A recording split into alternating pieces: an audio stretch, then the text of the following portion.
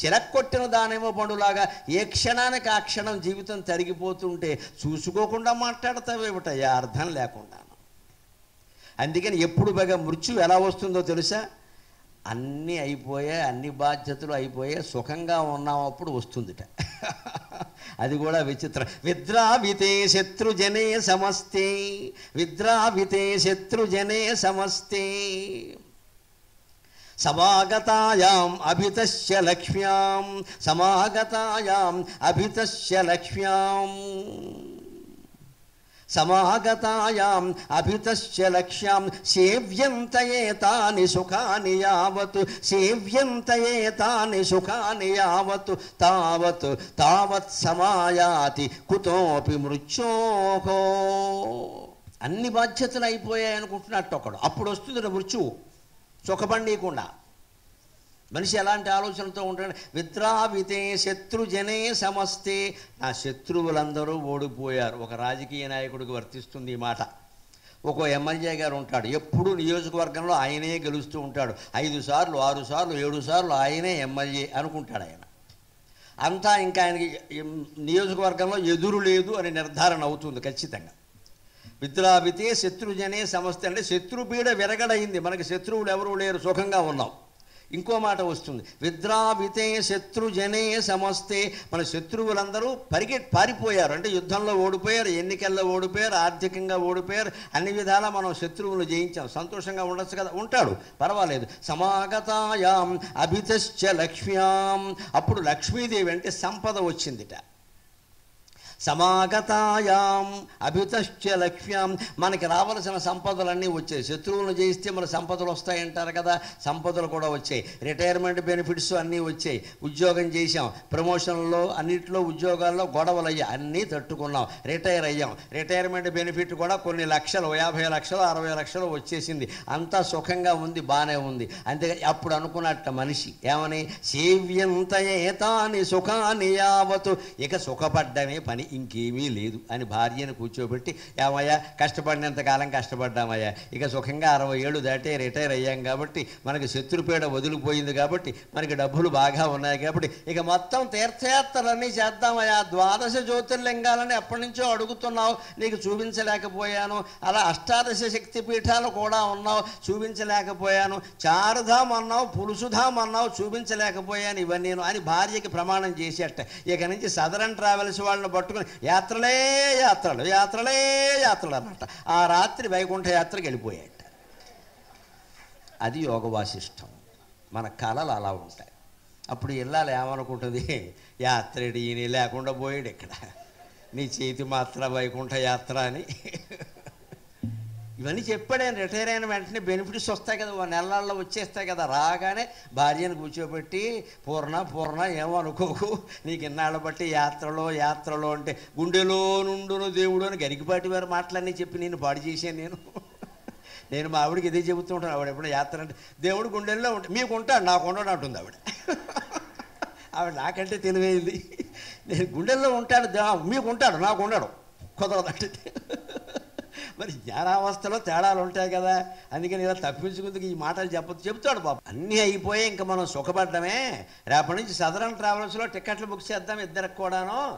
మొత్తం 12 జ్యోతిర్లింగాలు చుట్టేద్దాం. 15 రోజులు, ఇంటికి వచ్చి 4 రోజులు రెస్ట్ తీసుకుందాం. మీ పుట్టింటికి కూడా వెళ్ళొద్దాం. ఆవిడ పాపం మురిసిపోయింది, మా పుట్టింటికి కూడానా, నిజమే అనుకుంటాం, వెళ్ళొద్దాం. మీ అమ్మాయి తమ్ముడు మరదలో ఉన్నారు కదా, సరదాగా వాళ్ళకి ఈ విశేషాలని చెప్పి కాశీ ప్రసాదం కూడా ఇద్దాం. తర్వాత మళ్ళీ 18 శక్తి పీఠాలు చూసేద్దాం. అన్నీ అయిపోతే వస్తూ తిరుపతి కనకదుర్గ అన్నీ చూసుకుని గొడవలు వచ్చేద్దాం అని మొత్తం ప్లాన్ వేసుకున్నాడు. ఆ రాత్రి పడుకున్నాడు, పొద్దున్న లేవలేదు, నమశివాయ. ఇది జీవితం. ఇంత మొత్తుకున్న వశిష్ఠుడు ఎందుకు చెబుతున్నా అంటే, ఎందుకు నువ్వు ప్లాన్ వేసిన ప్రకారం నడుస్తుందా ఇది? నువ్వు ఆ తీర్థయాత్రలు చేయాలనుకుంటే యవ్వనంలో ఉండగా చేయాలండి. 60 ఏళ్ళ దాటిన తర్వాత చేస్తారేంటి? ప్రశ్నోత్తర రత్నమాలికలో శంకరాచార్య స్వామి చెబుతారు, మనిషికి జీవితంలో గొప్ప దుఃఖం ఏమిటంటే, యో వార్ధకే యాత్ర, ముసలితనంలో యాత్రలు చేయడమే గొప్ప దుఃఖం అంటాడు. నువ్వు నడవలేవు, నీకు వీల్ చైర్ ఒకటి కావాలి. ఎక్కడ నీకు వీల్ చైర్ ఎందుకు? వీలున్న చైర్లో ఇంట్లో కూర్చోరాదా? నీకు మళ్ళీ వీల్ చైర్ ఒకటి. ఇక్కడ వీల్ చైర్ వేసుకుని ఎక్కడికి వెళతాడో, చారుధాం వెళతానంటాడు. అక్కడ రోడ్లు బాగాలే, విపరీతమైన మంచు, వీడిని ఎవడు తీసుకెడతాడు అక్కడికి? నాకు అదో పెద్ద కోరిక, ఇదే కోరిక. ఇక్కడ నీకు శివుడిని చూడాలనుంది, శివుడికి నిన్ను చూడాలని లేదు, ఆయనకి నేను చూడాలనుంది, శ్మశానంలో చూడాలనుంది, చారుధామలో కాదు. వచ్చే వెళ్ళిపో, గొడవలేదు. మనం ఈ పిచ్చి కోరికలు పెట్టుకుని దీన్ని వాయిదాలు వేసి వేసి, అందుకే మొహమాటం లేకుండా చెప్తున్నా, యాత్రలు చేయాల్సింది 20 నుంచి 50, ఎక్కువలో ఎక్కువ 60 అయిపోవాలి. కొత్త దంపతులు యాత్ర చేయాలి, ముసలాళ్ళు కాదు. తీర్థయాత్ర చేయాలి. ఆ తీర్థంలో నీరు కనుక పురుషుడు సేవిస్తే ఉత్తమమైన జన్మ పొందాలనుకునే స్త్రీ పురుషులు జీవులు ఆ పురుషుడి దోషుట్లో ఉండే నీటిలో, గంగోదకంలో, యమునోదకంలో చేరి ఈ పురుషుడి ద్వారా స్త్రీ గర్భంలో ప్రవేశిస్తారు. పుణ్యక్షేత్రాలు, పుణ్యతీర్థాలు తిరగడం వల్ల ఉత్తమ సంతానం కలుగుతారు. సందేహం ఎలా? కొత్త దంపతులు చెయ్యాలి, కొత్త దంపతులు చెయ్యాలి. అన్నీ ఉడికిపోయిన వాళ్ళు కాదు చేసేది యాత్రలు ఇక్కడ.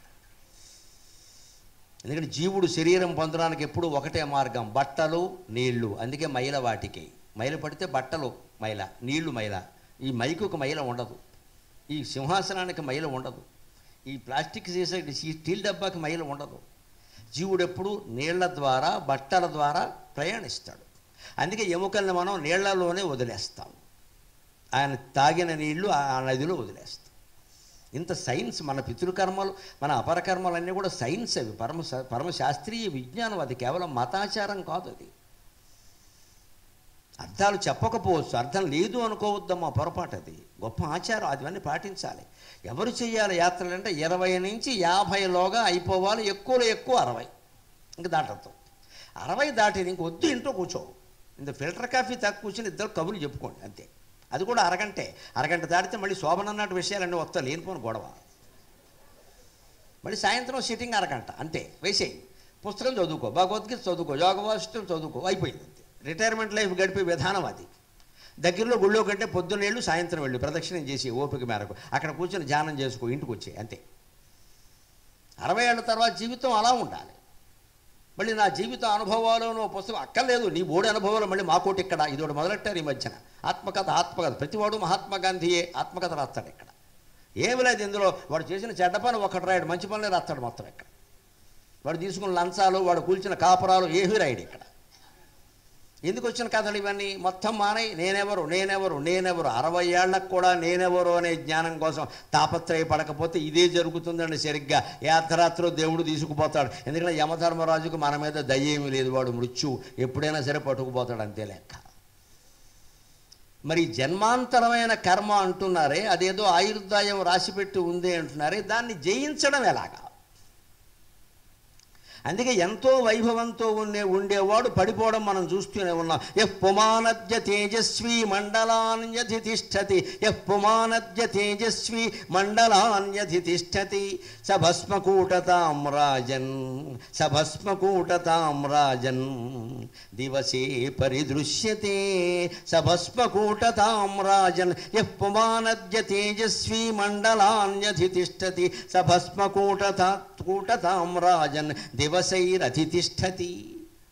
నిన్నటి వరకు సమస్త మహాసామ్రాజ్యాన్ని పాలించిన వాడు ఈవేళ మరణాన్ని పొంది శ్మశానంలో పెద్ద కొడుక్కి 2 ఎముకలుగా మిగిలాడండి. ఎంతమంది లేరండి ఇలాగా? ఎంతమంది లేరండి? చనిపోవడం సంగతి పక్కనెట్టండి. మహాసామ్రాజ్యాన్ని పాలించిన వాళ్ళు పదవులు కోల్పోయి సామాన్యులుగా ఉండడం మనం చూడడం లేదా? ఇప్పుడు కూడా నేను పదవిలో ఉన్నా, అది కుదిరే పని కాదు, ఇది అయిపోయింది, ఆ వైభవం అయిపోయింది. ఇప్పుడు ఎలా ఉన్నామో అలాగే ఉండాలి. ఉన్నవాళ్ళైనా కాపాడుకుంటే వాళ్ళైనా ఉంటారు, లేకపోతే వాళ్ళు పోతారు, ఉండరు. ఇక్కడ పాఠం నేర్చుకోవాలి. పదవి నుంచైనా నేర్చుకోవాలి, ప్రాణం నుంచైనా నేర్చుకోవాలి. ప్రాణమే ఉండదు, పదవి ఉంటుందా? పుమానద్య తేజస్వీ మండలాన్యధితిష్టతి. తెల్లారితే నేనే ప్రధానమంత్రిని, నేనే ముఖ్యమంత్రిని, నేనే సామ్రాజ్యాధిపతిని ప్రమాణ స్వీకారం చేస్తా అనుకున్న వాళ్ళు అంతకు ముందు రోజు రాత్రే వెళ్ళిపోయిన సందర్భాలు ఉన్నాయండి. అనామకులు ఎవరో ముఖ్యమంత్రులైన సందర్భాలు చాలా ఉన్నాయండి. ఎవడు శాశ్వతం ఇక్కడ? నిన్నటి వరకు మహాసామ్రాజ్యాన్ని పరిపాలించిన మహారాజయ్య సభస్మకూటతాం రాజన్ ఇవాళ శ్మశానంలో చేరి బూడిదైపోయాడు. దివసై అధితిష్టతి. కాలం గడుస్తుంటే ఏమవుతుంది? ఎవరైనా ప్రసిద్ధులైన వాళ్ళు చనిపోతే ఓ 10 మంది శ్రద్ధాంజలి ఘటిస్తారు, ఓ రెండు సంతాప సభలు పెడతారు. మామూలు వాడు చనిపోతే అది కూడా లేదు, డప్పు మోగిస్తారు, తీసి పారేస్తారు. ఎవరి జీవితమైనా ఇంతే, ఇంతకంటే గొప్పగా పొందేదంటూ ఏం లేదండి.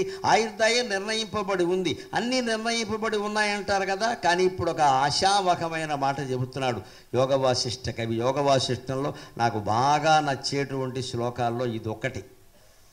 ఏం జరిగినా సరే మనం జన్మాంతర కర్మ కర్మ అని తోసేస్తాం.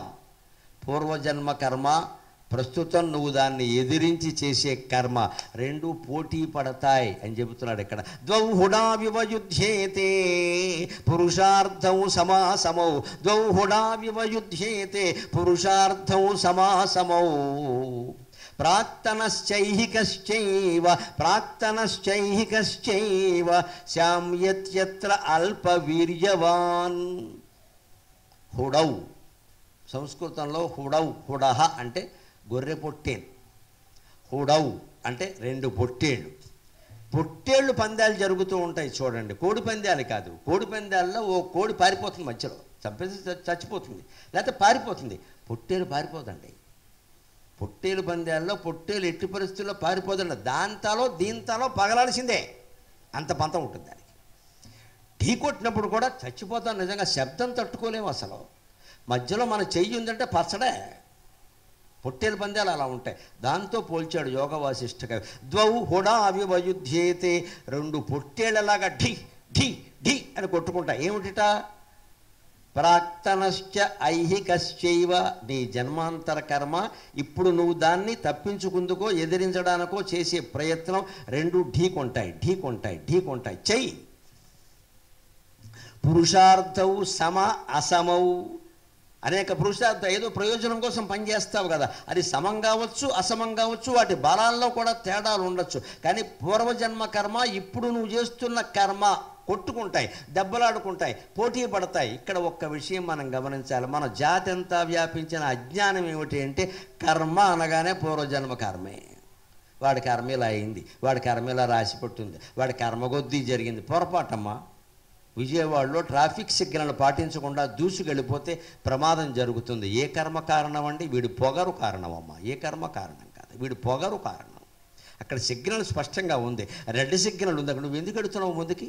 ఉండడు, వెళ్ళిపోతాడు ముందుకి.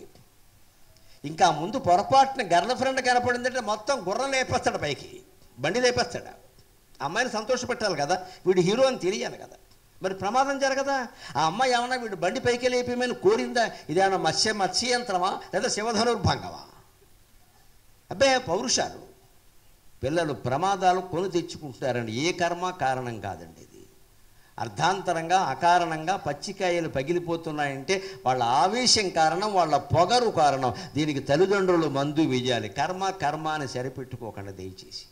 ఇంకో మాట చెబుతున్నా, మహిళలు ఎక్కువగా ఉన్నారు, పెద్దవాళ్ళు ఎక్కువ కనపడుతున్నారు కాబట్టి, ఎవరింట్లోనైనా ఒక దౌర్భాగ్యం జరిగిందనుకోండి, వాళ్ళ అబ్బాయో అమ్మాయో ఏదో కారణాల వల్ల చనిపోయారు, వాళ్ళే చాలా బాధలో ఉన్నారు. మనం వెళ్ళి ఏమంటామో తెలుసా? తెలియక మాట్లాడే మాట, తెలిసి కాదు. ఏనాడో చేసుకున్న కర్మమ్మ, పచ్చికాయ పగిలిపోయింది. ఎవరి కర్మమ్మ? నువ్వెక్కడ చూసావు? నువ్వు వీడియో తీసావా? ఎవరి కర్మ? ఏం మాట్లాడుతున్నావు? కొడుకు చచ్చిపోయి, కూతురు చచ్చిపోయి, ఆవిడ ఏడుస్తుంటే ఆవిడ పాపం చేసిందని మాట్లాడుతున్నావా నువ్వు? ఇది పరామర్శ. ఇంకా ఏడిపిస్తావు మనిషిని? ఏ పాపం చేసిందో చెప్పు. ఏ పాపం చేయడం వల్ల కొడుకు పోయాడు అత్యంతరంగా, ఏ పాపం చేయడం వల్ల ఇది పోయాడండి, ఎవరు చెప్తారని దానికి లెక్క? తెలియకుండా మాట్లాడేవాళ్ళు ఎక్కువ ఈ దేశంలో, తెలిసి మాట్లాడేవాళ్ళకంటే. అప్పుడు ఉండాల్సిన పలకరింపు అది కాదండి. మీ వాడు పొగరెక్కి వెళ్ళాడు, సిగ్నల్ దాటి పోయాడు అనుకో, అందుకోసమైతే ఇంటికి వెళ్ళడం అవసరం, వాళ్ళు ఏడుస్తున్నారు అక్కడ. అప్పుడు అనవలసిన మాట ఏంటంటే, అలాంటివే రోడ్డు ప్రమాదాలు చాలా చోట్ల జరిగి ఉంటాయి, అవి చెప్పాలి. బాధపడకమ్మా, ఏం చేస్తాను, జరిగిపోయింది కదా. ఇలాంటివే చాలా జరుగుతున్నాయి. మొన్న మా తోడళ్ళు కొడుకు ఇలాగేనమ్మా, పాపం పచ్చని కూరాడు, పెళ్ళి కూడా చేద్దాం అనుకున్నారు, చచ్చిపోయాడమ్మా. ఇలాగే రోడ్డు ప్రమాదమే, ఏం చేస్తాం? ఇలాంటివి 2-3 ఉదాహరణలు చెబితే ఆ తల్లి కడుపు శాంతిస్తుందమ్మా. కొంత ఎప్పుడు దుఃఖాన్ని శాంతింపజేయాలంటే డైల్యూట్ చేయాలి. డైల్యూట్ అంటే దాన్ని నీళ్లల్లో ముంచడం, ద్రవీకరణ చేయడం. మామూలు ఇటువంటి దుఃఖాలు జరుగుతూనే ఉంటాయి, అందరి ఇళ్లలోనూ వస్తాయి. అప్పుడు నీ దుఃఖం శమిస్తుంది. అందుకని దాన్ని ఇంకాస్త పెంచే విధంగా మనం మాట్లాడే విధానం, ఏ జన్మలోనో చేసిన కర్మ అంటే ఆవిడ పాపాత్మురాల్లా కనపడుతుందా నీకు? ఆ జన్మ ఏమిటో, ఆ కర్మ ఏమిటో నువ్వు చెప్పగలవా? ఖచ్చితంగా ఇవన్నీ పూర్వజన్మ కర్మ ప్రకారం ఉండవండి. ఇది అజ్ఞానం. కర్మ సిద్ధాంతం అనేది మొత్తం ఈ జన్మ కర్మ గురించి చెప్పింది 75%. పావల పూర్వకర్మ గురించి చెప్పారు. ఇంకా అనుమానం ఏదైనా ఉంటే ఈ మధ్యనే నేను తెలంగాణలో సూర్యాపేట అనేటువంటి పట్టణంలో కర్మ సిద్ధాంతం మీదే 2 గంటలు మాట్లాడాను. త్వరలో మా దాంట్లో విడుదలవుతుంది. అది అన్ని ముఖ్య కేంద్రాల్లో అది చూడండి. అందులో మొత్తం కర్మ సిద్ధాంతం మీదే ఉంటుంది. కర్మ సిద్ధాంతం మొత్తం ఈ జన్మ కర్మ. నేను మాట్లాడుతున్నాను, మీరు వింటున్నారు. ఇది కూడా ఒక కర్మే. దీంట్లో నేను ఆశించవలసింది ఏమిటో తెలుసా? నేను దిగ్గానే అందరూ నాకు దండాలు పెడతారు, దండలేస్తారు, శాలువాలు కప్పుతారు, అంతా దీన్ని మొత్తం మారిపోతారు, గొడవరు అంతా స్వర్గలోకం అయిపోతుంది. ఇది ఓవర్ యాక్షన్ అంటారు. దీన్ని ఏం జరగదు ఇక్కడ. మళ్ళీ ఎవడ గొడవలో వాడే ఉంటాడు. చెప్పే ఉపన్యాసాలన్నీ టీలోనూ పాలల్లోనూ నంచుకుంటాం. మళ్ళీ ఎవడి మురుగుంటలో వాడే ఉంటాడు. ఎవడు కులపిచ్చి వాడిది, ఎవడు మతం పిచ్చి వాడిది, ఎవడు యవ్వనం పిచ్చి వాడిది, ఎవడు డబ్బు పిచ్చి వాడిది. నాకున్న పిచ్చి ఏమిటంటే ఈ మాట్లాడడం ఒకటే. నా పిచ్చి నాది. నాకు అది ఒక్కటే చేతనవును. నేను బాగానే చెప్పాను అనే సంతృప్తితో నేను వెళ్ళిపోవాలి తప్ప ఇక్కడి నుంచి ఏదో పెద్ద ఫలితాన్ని ఆశించకూడదండి. డబ్బు రూపంలో కానీ, గౌరవాల రూపంలో కానీ, లేకపోతే సమాజంలో మార్పు రూపంలో కానీ ఏమీ ఆశించకూడదమ్మా. నా పని నేను చేశాను, మిగిలింది భగవంతుడు చూసుకుంటాడు, నాకు అనవసరం అది అని వెళ్ళిపోతే మీ అందరి జీవితాల మాట ఎలా ఉన్నా నేను బాగుంటాను. అనుమానం వెళ్ళా. నాకు ఇది వంట పట్టిందిగా. నేను ఇంక మీకు ఎలా అర్థమైంది? మీరు నాకేమి ఇస్తారు? మళ్ళీ ఇక్కడ కార్యక్రమం పెడతారా? ఈసారి 10 రోజులు పెడతా. ఇది మళ్ళీ బంక నేను అంటించుకున్నట్టు అయింది. ఇప్పుడు యోగ వాసిష్టం దేనికి ఇక్కడ పని లేక? నిర్మమకారంగా, నిర్లేపంగా, నిర్మలంగా, నిత్యంగా చెప్పేవాడు సాధువులా వెళ్ళిపోవాలి. మధ్యలోంచి ఏమీ ఆశించకూడదు. నమస్కారానికి నమస్కారం అంతే. బాగుపడడం, బాగుపడకపోవడం, మార్చుకోకపోవడం మీ ఇష్టం. నాకేమిటి సంబంధం? అది ఏ పనైనా అంతే. ఈ ఒక్క పని, ఇది ఉదాహరణ ప్రత్యక్షంగా ఉంది కాబట్టి పిల్లాడు పరీక్ష రాస్తున్నాడు. ఎన్ని మార్కులు వస్తాయి? బాగా చదువు, మార్కులు రావాలి, నీకు ఖచ్చితంగా MBBS సీట్ రావాలి, పక్కింటి వాళ్ళకి వచ్చేసింది, మనకి ఇంకా రాలేదు. ఇవన్నీ వద్దమ్మా. మీ మేనమామ డాక్టరు, మీ మేనత్త డాక్టరు, మీ పెత్తండి డాక్టరు, వాళ్ళందరూ డాక్టర్లు ఉన్నప్పుడు వీడు పేషెంట్ అవ్వచ్చు కదా. వీడిని కూడా డాక్టర్ ఎందుకు చేస్తారు? ఈ దరిద్రపు మాటలన్నీ పిల్లల దగ్గర మాట్లాడబట్టి వాళ్ళకి టెన్షన్ ఎక్కువైపోతుంది. వాళ్ళు చదవలేకపోతున్నారు, ఆత్మహత్య చేసుకుంటారు. లేదా చదువుకునే కుర్రాడు ఆత్మహత్య ఏమిటండి? 10 మంది పిల్లలు ఉన్నవాళ్ళు, పేదరికంలో ఉన్నవాళ్ళు ఎవరు ఆత్మహత్యలు చేసుకోలేదే పూర్వం. చదువుకునే కుర్రాడికి ఆత్మహత్య చేయటమా? ఇటు తల్లిదండ్రులు ధనవంతులు, రేపు పెళ్ళి అయితే అత్తారు ధనవంతులు. వీడు ఆత్మహత్యలు ఎందుకు చేసుకుంటున్నారండి? మన మాటలు వాడి మీద విపరీతమైన ఒత్తిడి పెడుతున్నాం. అక్కడ వాడు చదువులోంచి బయటకు వస్తే రారా, అస్తమానం చదివేమిటరా, కూర్చో అని కాసేపు తల్లి మాట్లాడాలి. అలా బయటికి రాకూడదురా. కాన్సన్ట్రేషన్ అని మూతి తిప్పద్దమ్మా. ఇక్కడ అంత కాన్సన్ట్రేషన్ అవసరం లేదు. ఇక్కడ రానివ్వాలి, బయటికి రానివ్వాలి. పండగలు, పబ్బాలు, ఆచారాలు, బంధువులు, మిత్రులు అందరూ ఉండాలి. మన పిల్లల చదువు కోసం బంధువులు రావద్దని చెప్పొద్దు. బంధువులు వస్తున్నారు, వాళ్ళతో గడపడం, చదువు మానేయండి, అధవ చదువు అని చెప్పాలి. అప్పుడు పిల్లలు బాగుంటారమ్మా ఖచ్చితంగా. అస్తమానం చదివే చంపేస్తున్నారు పట్టుకుని. ఇక్కడ ఓ మేనత్త తెలియదు, మేనమామ తెలియదు, పెంతల్లి తెలియదు, పెంతండ్రి తెలియదు. వీడికి దుఃఖం వస్తే ఎవరికి చెప్పుకోవాలో తెలియదు. ఇవాళ యువతరం తరఫున మాట్లాడుతున్నానమ్మా. వాళ్ళకి అమ్మ లేరు, నాన్న లేరు, ఆత్మహత్య ఒక్కటే మిగిలింది మన దయ వల్ల. అమ్మ లేరు, నాన్న లేరు, అమ్మ ఎక్కడో వర్కింగ్, నాన్న ఎక్కడో వర్కింగ్. వీడు బాధ చెప్పుకుందుకు మనిషి లేడండి. మేనమామ లేడు, పెంతండ్రి లేడు, అందరూ అంకుల్ అంకుల్ అంకుల్ ఎదవ అంకుల్. రాష్ట్రపతి మొదలు రిక్షావాడి వరకు అందరూ అంకులే. ఈ దరిద్రం పోవాలి. బంధువుల్ని పిలవాలి, పరిచయం చెయ్యాలి, పండగలకి వాళ్ళని పిలవాలి. ఒరే మన మేనమావరా, నాకు తమ్ముడమ్మా, నీకు మేనమావ, ఆయనకి పిల్లలు ఉంటే నీకు ఇచ్చేవాడు రా, లేడు కాబట్టి ఇవ్వట్లేదు, ఏమన్నా వస్తే మావయ్యతో మాట్లాడరా అని చెప్పాలి తల్లి. తండ్రి కూడా చెప్పాలి. మళ్ళీ వాళ్ళవే బంధువులు, వీళ్ళవే బంధువులు, ఇది కాదు ఇక్కడ. ఆ బంధుమిత్రులు ఎక్కువగా ఉంటే పిల్లలు ఆత్మహత్యలు చేసుకోరండి. తల్లికి చెప్పలేనివి పెంతల్లికి చెబుతాడమ్మా. అమ్మాయి ముఖ్యంగా తల్లికి చెప్పలేకపోతే పెంతల్లికి చెబుతుంది. మా అమ్మ చెప్పినట్టు వినట్లేదు పిన్ని, ఏదో అంటుంది. ఈ చెల్లెలు వచ్చి అక్కగారికి చెబుతుంది. ఏమిటి అక్క అంత ఏడిపించుకు తింటున్నావు, అంత ఒత్తిడి ఎందుకే అని అక్క చెప్పగలదు. మేనమావ చెబుతాడు, మేనత్త చెబుతుంది. మేనమావ వాళ్ళెవరికి మనం పరిచయం చేయట్లా, వాళ్ళందరినీ ఆపేస్తున్నాం ఇక్కడ. బంధువర్గాన్ని పెంచుకోవాలి. బంధాలు పెంచుకోవడం వేరు, బంధువర్గం పెంచుకోవడం వేరండి. బంధువులు ఉండాలి, మన పేక్క బంధాలు కావద్దు. అలా ఉండగలిగితే ఖచ్చితంగా ఉన్నప్పుడు ఏమవుతుంది? ఆ పూర్వజన్మ కర్మ, ఈ కర్మ రెండు పొట్టేళ్లలా కొట్టుకుంటాయి. అప్పుడు ఏది గెలుస్తుందండి? శామ్యక్షత్ర అల్పవీర్యవాన్. బలహీనమైంది చనిపోతుంది, బలవంతమైంది నెగ్గుతుంది. ఎంత ప్రాక్తన కర్మ అయినా సరే ప్రస్తుత కర్మతో జయించవచ్చు. భగవద్ అనుగ్రహాన్ని కూడా సాధించవచ్చు. దానికి ఒక ఉదాహరణ చెబుతా. వ్యాస భారతంలో 14వ రోజు యుద్ధం జరుగుతోంది. అర్జునుడు సైంధవుణ్ణి వధించే యావలో ఉన్నాడు. సాత్యకి వచ్చాడు. సాత్యకంటే కృష్ణుడు తమ్ముడు. ధర్మరాజు చెప్పాడు, అర్జునుడికి సాయంగా వెళ్ళవయ్యా, సూర్యాస్తమయం అయిపోతుంది, సైంధవుడు చావలేదు. అర్జునుడు ఏమయ్యాడో నాకు బెంగగా ఉంది. గాంధీవ ధ్వని వినపడ్డంలా, దేవదత్త ధ్వని వినపడ్డం లేదు, వెళ్ళవయ్యా అంటే వెళ్ళాడు. ఆ సాత్యకి ఎవరు అడ్డొచ్చారో తెలుసా? భూరిశ్రవసుడు అని అడ్డం వచ్చాడు. ఈ భూరిశ్రవసుడు ఎవరు? శంతనుడు తమ్ముడు బాల్లీకుడు. బాల్లీకుడు కొడుకు సోమదత్తుడు. సోమదత్తుని కొడుకు భూరిశ్రవసుడు.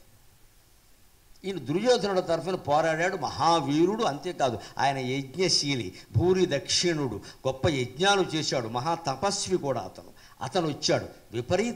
విపరీతమైన యుద్ధం జరిగింది సాత్యకి భూరిశ్రవసుకి. అనుకోకుండా భూరిశ్రవసుడి చేతికి సాత్యకి నిరాయుధుడై దొరికాడు. రథం పోయింది, 2 రథాలు పోయాయి, 2 సారథులు చనిపోయారు, 2 గుర్రాలు చనిపోయాయి. 2 మల్ల యుద్ధం చేశారు. ఆ మల్ల యుద్ధంలో బాక్సింగ్లో అనుకోకుండా సాత్యకి దొరికాడు. సాత్యకుడిని కింద పడగొట్టాడు, గుండెల మీద కాలు పెట్టి తన్నాడు. భూరిశ్రవసుడు జుట్టు పట్టుకుని పైకి లాగాడు. బరా ఈడ్చుకుపోతున్నాడు. కత్తి తీశాడు, నరికేయిపోయాడు. ఇది ప్రాక్తన కర్మ. వాడి చేతిలో సాత్యకి చచ్చిపోయాడని అనుకున్నాడు. కానీ సాత్యకి ఎలా తప్పించుకున్నాడో తెలుసా? జుట్టు పట్టుకున్న వాడు ఈడుస్తూ ఉంటే తల ఆడించాడండి. యా అని ఆడించాడండి. వాడు తల ఎంత తీవ్రంగా ఆడించాడంటే ఆ పట్టుకున్న భూరిశ్రవసుడు చెయ్యి, ఆ చేతికి ఉన్న అతని శరీరం కదిలిపోయాయి. అంత తీవ్ర ప్రయత్నం చేశాడు. అది యోగ వాసిష్టానికి ఉదాహరణ. పొట్టేళ్ళు పొట్టాడినట్టే పొట్టాడుకో. నువ్వు ఎలా చంపుతావో చూస్తా, నీ చేతిలోంచి జుట్టు విడిపించుకొని కత్తి తీసుకుని నిన్నే చంపుతా అని సాత్యకి మనస్సులో తీవ్ర సంకల్పం చేసుకుని ఇలా తలాడించేస్తే వాడు పట్టుకోలేకపోతున్నాడు. ఈ లోపు అక్కడికి అర్జునుడు వచ్చాడు. కృష్ణుడు చూశాడు, సాత్యకి చనిపోతున్నాడు, వెంటనే వేయి బాణం అన్నాడు. అర్జునుడు బాణం వేశాడు. కత్తి ఎత్తిన భూరిశ్రవసుడు చెయ్యుందే ఇక్కడికి నరికేశాడు. వెంటనే ఆ చెయ్యి కింద పడింది. భూరిశ్రవసుడికి చెయ్యి పోయేసరికి ఒళ్ళు మండిపోయింది. అర్జునుడు దొంగ యుద్ధం చేశాడు. ఎక్కడి నుంచో వచ్చాడు. దొంగ నిజం తర్వాత తెలుసుకుందాం, నా శిష్యుడిని కాపాడడం నా ధర్మం అని అర్జునుడు వెంటనే బాణం వేశాడు. చెయ్యి తెగింది. భూరిశ్రవసుడు నీరసపడిపోయాడు. సాత్యకిని వదిలేశాడు. సాత్యకి భూరిశ్రవసుడి చేతుల్లోంచి తప్పించుకున్నాడు. వెంటనే అక్కడ పడిపోయిన కత్తి తీసుకున్నాడు. కూర్చున్న భూరిశ్రవసుడిని నరికేశాడు. ఇది యుద్ధం. 14వ రోజు యుద్ధం. గోరఖ్పూర్ గీతా ప్రెస్ వాళ్ళు వేసిన భారతంలో చదివితే ఒళ్ళు జలధరిస్తుందమ్మా. నేను చెబుతుంటూనే అలా ఉంది, మీరు చదువుతుంటే ఎలా ఉంటుంది. గ్రంథాలు చదవాలి. ఒక్క క్షణంలో సాత్యకి భూరిశ్రవసుడి చేతుల్లో చావవలసిన సాత్యకి నుంచి దాని నుంచి తప్పించుకొని భూరిశ్రవసుడినే చంపాడు. దీనికి కారణం కృష్ణుడు చెప్పాడు, అది దైవానుగ్రహం. ప్రయత్నం జుట్టు పట్టుకున్నా సరే దొరకకుండా ఇలా తలాడించడం ఉందే, అది ప్రయత్నం. నీ దేని నుంచి తప్పించుకుందుకైనా నీ పురుష ప్రయత్నం నువ్వు తీవ్రంగా చేసి మీ ఇంట్లో ఉండే పూజా మందిరంలో అమ్మవారి పాదాలు పట్టుకుంటే నీ ప్రయత్నానికి ఆవిడ అనుగ్రహం తోడవుతుంది. ఖచ్చితంగా జరుగుతుంది. ఆయుర్దాయం పెరుగుతుంది, మృత్యువు తరుగుతుంది, అశుభం జరగదు, శుభమే జరుగుతుంది. ఖచ్చితంగా నువ్వు అనుకున్నవే జరుగుతాయి. ఒక్కటే లెక్క, పూజా మందిరాన్ని వదలొద్దు. ఇంట్లో అన్నిటికంటే ముఖ్యమైనది పూజా మందిరం. దాన్ని పెద్దదిగా కట్టాలి. 4 కూర్చుని వ్రతం చేసుకునే విధంగా కట్టాలి. బాత్రూములో సగం పూజా మందిరాలు కట్టకూడదమ్మా, దరిద్రం అంటారు దాన్ని. దేవుడికి చోటు ఇవ్వలేమా మనం? మన ఇంట్లో విశాలంగా ఉండాలి. అక్కడే ఎక్కువసేపు గడపాలి. హాల్లో కూర్చోవడం, ఫోను పట్టుకోవడం కాదు. ఇక్కడ పూజా మందిరంలోనే ఎక్కువసేపు గడపాలి. మీ ఇంట్లో ఉన్న విగ్రహాలను దయచేసి బొమ్మలు అనుకోకండి. బొమ్మైనా మీరు మాట్లాడితే అమ్మ అవుతుంది ఖచ్చితంగా. ఎందుకో తెలుసా? ప్రత్యక్షంగా చెబుతా ఎందుకో. అమ్మైనా సరే మీరు మాట్లాడకపోతే బొమ్మే కదండి. ఇంట్లో మన అమ్మ ఉంది, మనం మాట్లాడట్లా, బొమ్మే కదా. మరి అమ్మైనా మాట్లాడకపోతే బొమ్మ అవ్వడం నిజమైనప్పుడు బొమ్మైనా మాట్లాడితే అమ్మ అవుతుందమ్మా, అనుమానం ఏం లేదు. బొమ్మ అమ్మ తేడా ఎక్కడుందంటే నువ్వు మాట్లాడడంలో, మాట్లాడకపోవడం. మనం ఫోన్లో మనుషులతో 100 గంటలు మాట్లాడతాం, దేవుడి విగ్రహంతో మాట్లాడం. మనం మొక్కుబడికో స్తోత్రం చదివేసి పారిపోతాం అక్కడి నుంచి. అది కూడా అయిందా లేదా విష్ణు సహస్రం మొదలెట్టాము అంటే సహస్రార్చి సప్త జిహ్వ సప్త ఇధా సప్తవా కనుక వస్తే ఇంచుమించుగా అయిపోతుంది. ఇంకా అంతే, నైవేద్యం పెట్టేయచ్చు. లలితా సహస్రం మొదలు పెట్టామంటే చైతన్యార్ఘ్య సమారాధ్య చైతన్య కుసుమోదిత, అది కూడా అయిపోతుంది. ఇంకా అయిపోవడం మనకు కావాలమ్మా, దాని ఫలితం రావడం కాదు. ఇంకా అయిపోవడంతో సరిపెట్టుకొని ఈ మధ్య ఇంకో పిచ్చి వచ్చింది. మేము 10 మంది చదువుతాం, ఒక్కొక్కరు 1000 సార్లు చదువుతాం, 10,000 సార్లు. దేనికి పని లేక ఇది ఎక్కాలు అప్పగిస్తున్నాం ఇక్కడ. దేనికిది? సామూహిక పారాయణలు, సహస్ర పారాయణలు. ఒక్కసారి చదివితే సరిపోదా అండి? అర్థం తెలుసుకునే ప్రయత్నం ఒక్కరు చేయరమ్మా. 1000 సార్లు చదువుతారు ప్రతి పారాయణ. ఏం ఉపయోగం? ఏం ఉపయోగం? ఏం ఉపయోగం?